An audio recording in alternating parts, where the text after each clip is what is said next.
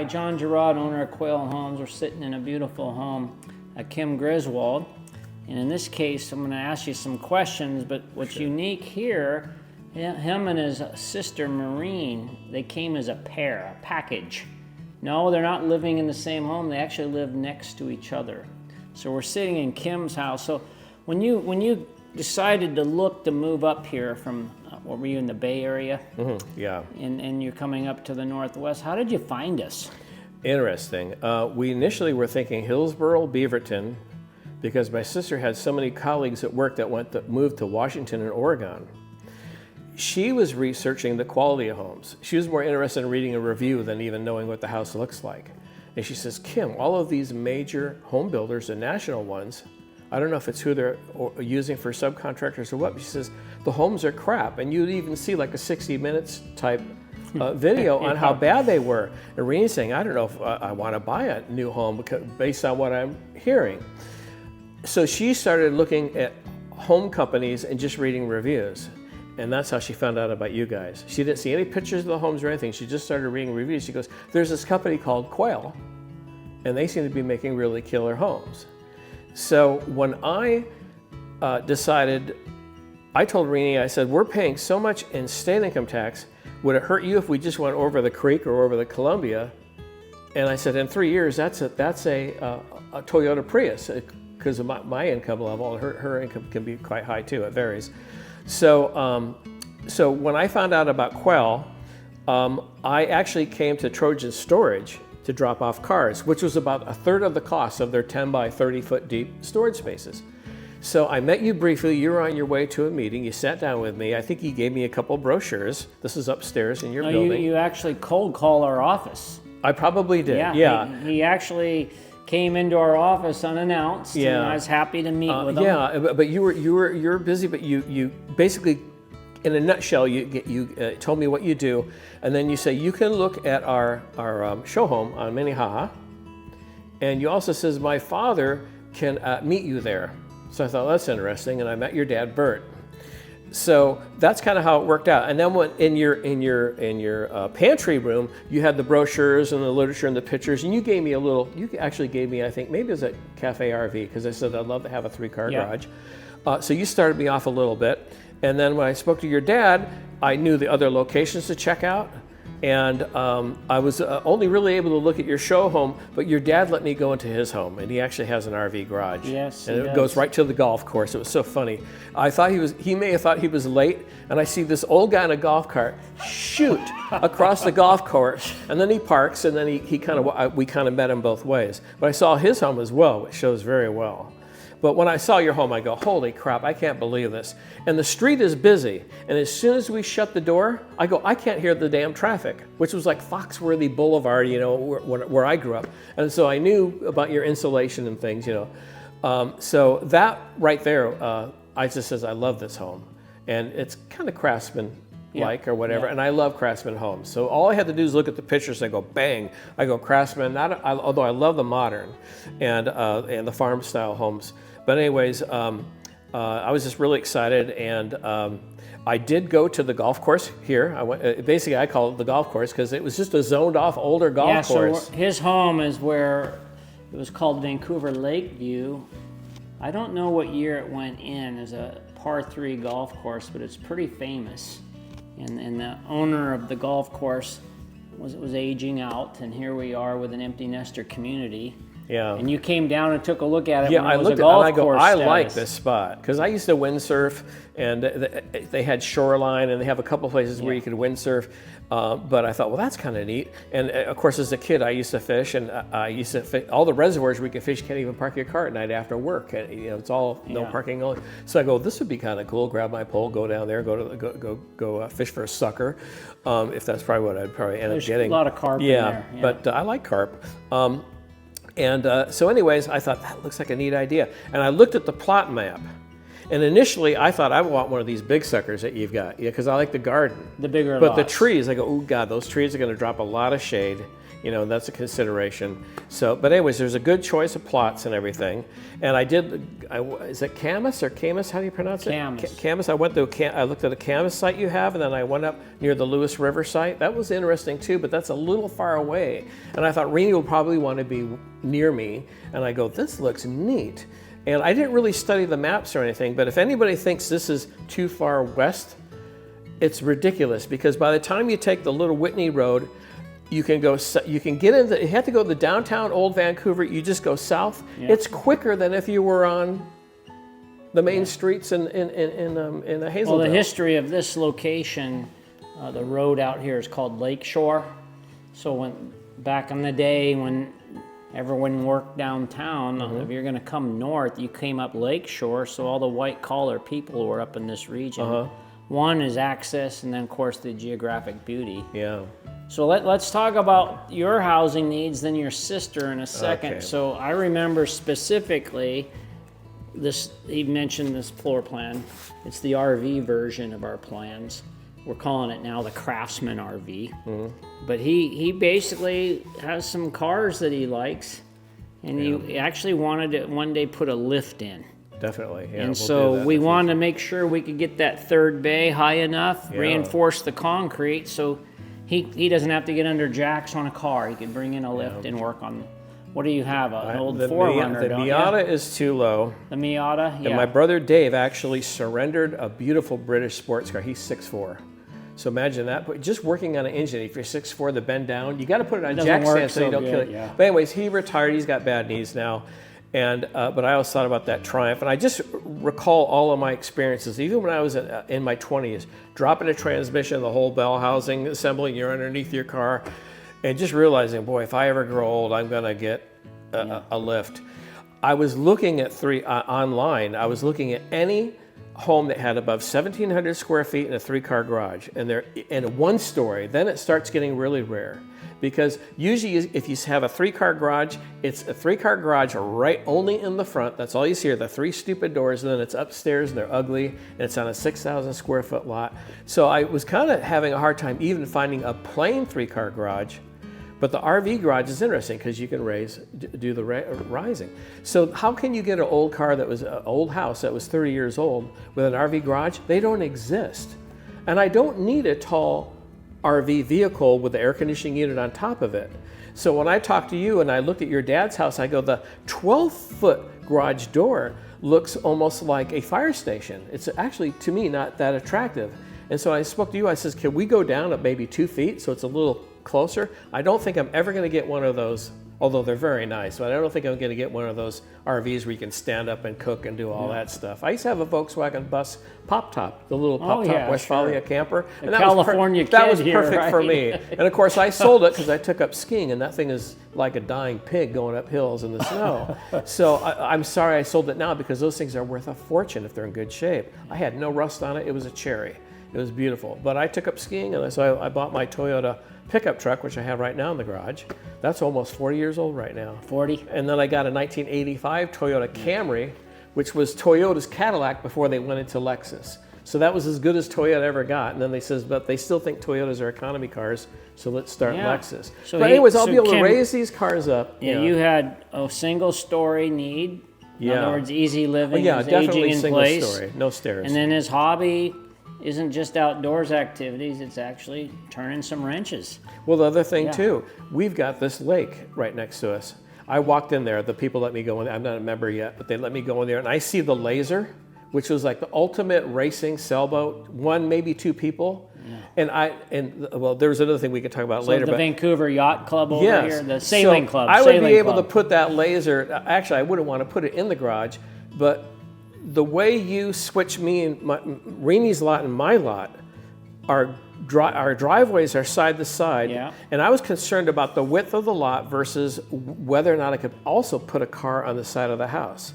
So by doing a switch, which flip-flops the floor plan, which is no big deal, so I have 9.5, good 10 feet, where I could park 3 cars if I had a project in the garage. Say I wanted to paint the Miata. I could have that car 90 degrees in the garage, so I have a little bit more elbow room. The other cars, everything else would be completely out of the garage. I could mask it. I could even get a laminar flow in there, and I could paint it. So it's so nice to have that 3-car garage.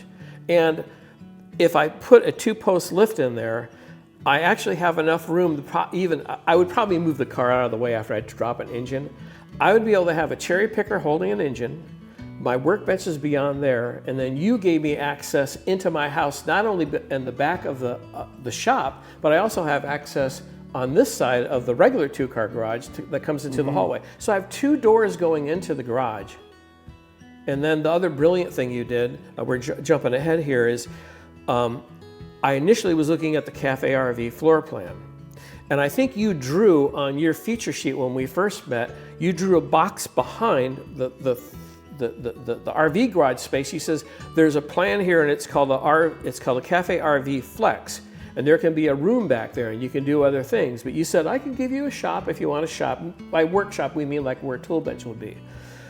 Then when I looked at your home on Minnehaha, we go into the house from the inside of the garage, just to the left or right of the mechanical room or the stuff, the hot water tank, etc. And I see this beautiful bench that you call the mud room. I never heard that term, although I think it's a very common term, but I never heard it growing up. And then I look to the left of it and I see this beautiful washer dryer, utility sink with cupboards and cabinets, and I also like photography.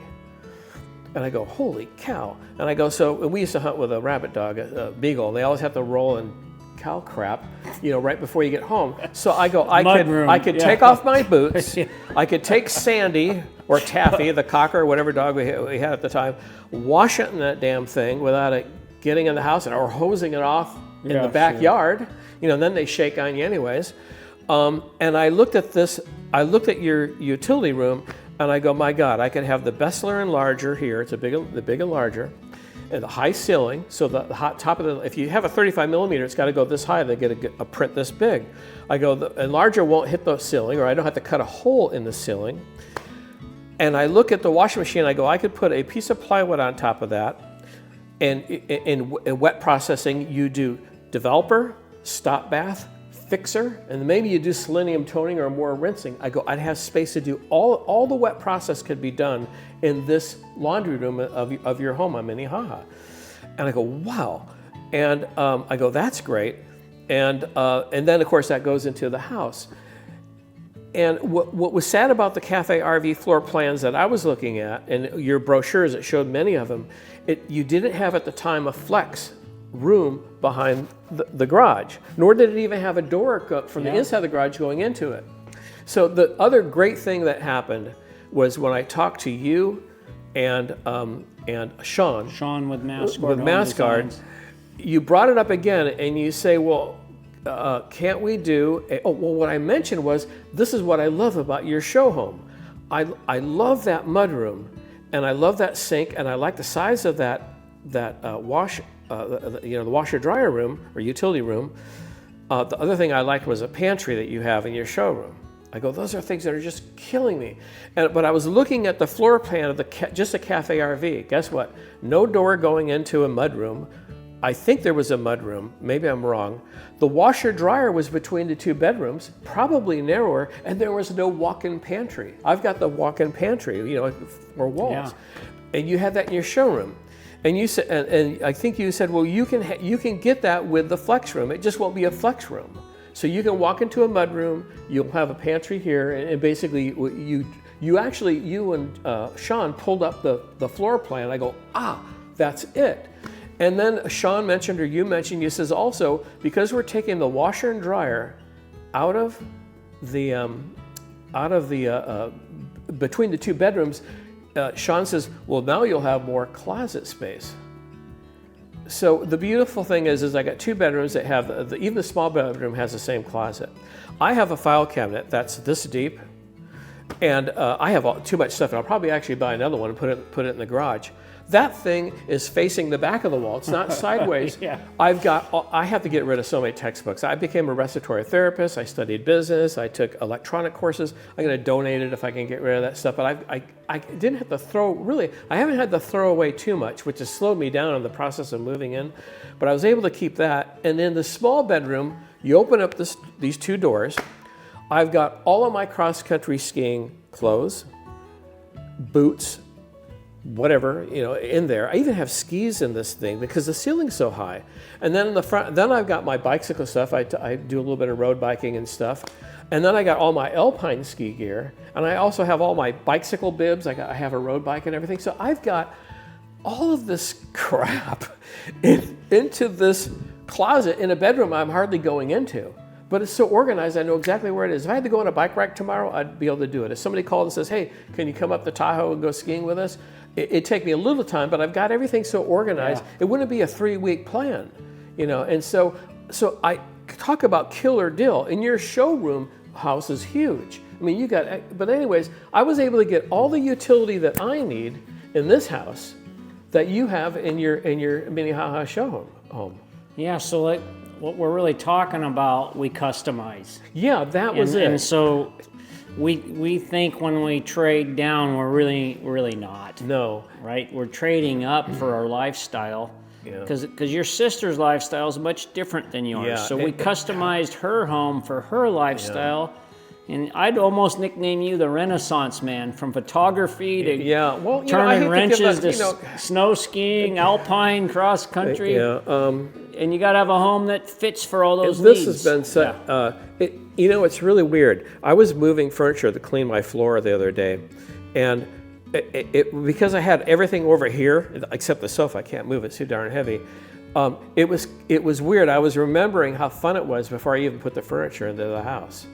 Because I came here early. Your son says, go ahead, put a little bit bigger deposit in. I go, I'll only put stuff in the garage because you guys had to clean it and photograph it. Yeah. But it was fun being in the house when it's empty.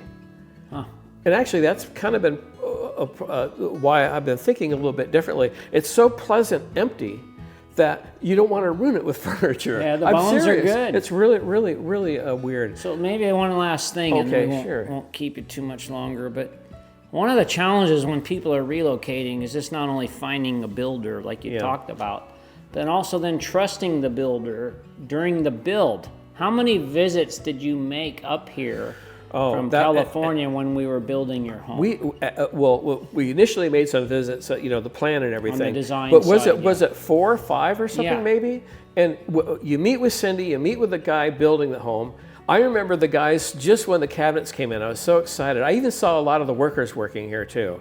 And I've had the pleasure of seeing you build the house next door to me. All that was here was a concrete foundation when I came here.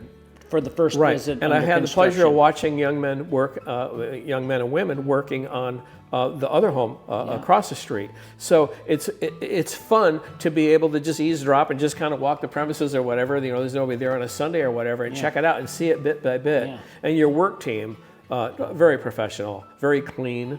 And I've had the pleasure. Did you also ever get to the point it takes a lot of trust. One, you're moving from your hometown. Yeah. You're going to go pick a builder, and then you're going to build when you're not there. You know what, though? I never once had to call a contractor saying, where are you guys? Why aren't you doing this? And I've spoken to a gentleman who's building his own home behind me on one of the other parcels. He's a framer. His son is a contractor. I've talked to him. He's taken me into his home. He's a very capable person, but I've even heard him unsatisfactorily speak of the people that he's had to hire because he has to get what he can get. And it's a shame because I'll hear him hammering at 11 o'clock at night and he'll tell me they didn't do this right, they didn't do that right. And he's a young, very strong fella. And I'm thinking, well, how the hell would I feel if I was getting calls in San Jose having my home built? I had no problem with your people, and also I worked with your contractors. I worked with Grow even after I moved in here. That's the landscaper. Yeah, I worked with the landscaper. Yeah. Rini had a situation with an alarm. I just spoke to Area Heating today because you guys sign us up for a year of service free. Yes, we do. So I just got the call, and on the 17th they'll come. Now I know a little bit about air conditioning. I used to work in it, so I'll do my own maintenance after them. But they're all professional. And the gentleman who showed us how to work the thermostat was from Area, and it was wonderful. And I am heating my house with a heat pump. No gas is heating the house. I have a gas stove, and I love gas stoves. I love that gas fireplace.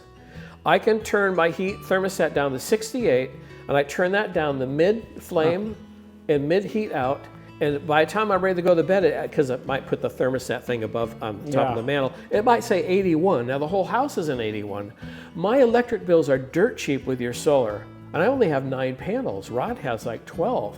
I can't believe I'm producing more energy for the utility company than I'm using. So on balance, what would you say your average bill is? Oh my God, less than $100. For the year? For the whole year? Oh yeah, I was per month. No, per month. 1 month it was like $8. It was the minimum fee. Yeah. You know. Now my water bills were a little high, but it was because I was overwatering. Sprinkler system. Yeah, I was kind of learning the process. And when I put in trees and things, already they have trees that you can get at Costco, bare root trees.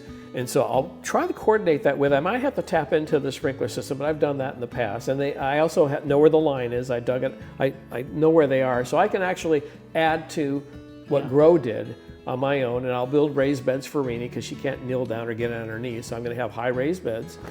And so we'll have a nice garden because we like to grow our own fruit. Anything else you want to make comment of your experience? Well, it took you a long time to get this development going from when you purchased it, and people need to realize that it was, I can't remember, Cindy says it was 2018 maybe, or maybe even earlier than that. Yeah, well, when you work through the development process, so you have to have patience. I would say if you're like me and my sister, be patient, because I initially spoke to you guys in October and November of 2021, and here it is January 2026.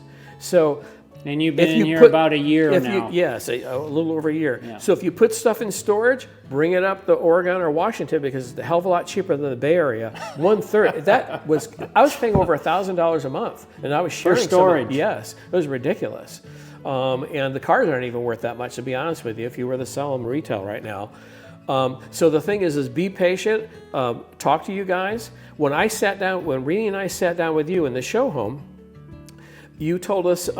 Well, now we're about to start, and we actually reconfirmed what 2 plots we wanted because there was some change. On the lots, some people back out of the deal because we didn't have to put a deposit down. Yeah. So the thing is somebody looks at your website and they see the plot of your new development, and even if they see the one next to the lake is greened out or the Lewis River is greened out. Be patient because people are fickle and they'll change their idea, especially these people that got to sell properties. I was able to buy the house with cash, which is a big relief. But if people want to get your property, they can talk to you. And I talked to a lady the other day. She has a townhome she'd have to sell. She's worried about her husband's employment. And also they would have a home they'd have to sell. And they're looking at the home that you have right next to me. And what are the chances that they're going to be able to do all that stuff? Basically, you have to get off the pot. You really have to. I need to have you work with me on Sundays in the model. Well, I was in real estate years ago, and I'd work with these people. I have a guy that says, I want to live in Willow Glen. This is a little posh area in San Jose. I want a Joseph Eichler home, and I want this atrium floor plan. And I go, okay, we got it right here. It's on this street. You know what? I think home prices are still going to drop. This is after the '89 earthquake. And I think interest rates are going to go down more. I go, but guess what? Joseph Eichler died about 25 years ago, and there's only one atrium in Willow Glen, and this is it. So what are you really thinking here? And guess what? The house would finally sell, and then the guy would have a meltdown talking to me on the phone. And I says, you weren't even an A buyer. I made you a B buyer because you weren't serious. Yeah. And they didn't even have homes they had to sell. These were engineers that were making good money. Now, I'll make you bet, to this day, that guy's probably pissed that he didn't buy that damn Eichler. Because now they're over $1 million. Now they're $2 million. What's funny? We'll wrap up right here. But in Raleigh Hills, which is by Beaverton, when I was maybe kindergarten through 2nd grade, we lived in an Eichler aquarium house. Oh my God! Isn't that weird? Yep. Weren't they neat homes? Kind of goofy. Yeah, it was pretty neat. Yeah, it was definitely. You got to have the funky furniture to go with it. Yeah. Though. If I had this stuff, I have to sell it. Right? Yeah. Weird house. Interesting. Well, thanks a lot. Yeah, thank you, and your team as well. Everybody I worked with were the top. We're here to help. Yeah. Next chapter.